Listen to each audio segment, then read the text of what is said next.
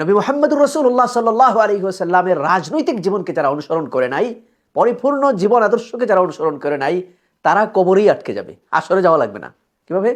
কবরে যখন তাদেরকে তোমার নবীকে প্রশ্ন করা হবে, অথবা ওমান হাদার রাজুল আল্লাযী বুইসা ফীকুম, নবী সম্পর্কে প্রশ্ন করা হবে, উনি কে, যাকে তোমাদের কাছে প্রেরণ করা হয়েছিল, তখন ওয়াহাদা মুহাম্মদুর রাসূলুল্লাহ সাল্লাল্লাহু আলাইহি ওয়াসাল্লাম, ইনি হলেন মুহাম্মদ সাল্লাল্লাহু আলাইহি ওয়াসাল্লাম, এই উত্তর সে দিতে পারবে না। নবীকে এই উত্তর সে দিতে পারবে না, কারণ দুনিয়ার জীবনে সে নবীকে পরিপূর্ণরূপে অনুসরণ করে নাই। নামাজ রোজার ক্ষেত্রে মানছে, কিন্তু নবীর এত বড় রাজনৈতিক জীবন, ওইটাকে সে অনুসরণ করে নাই।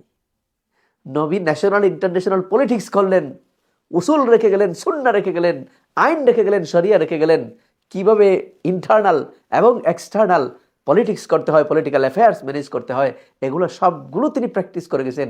তার কাছে এগুলো পছন্দনীয়, অনুকরণীয় মনে হয় নাই, সে অনুকরণ করে নাই।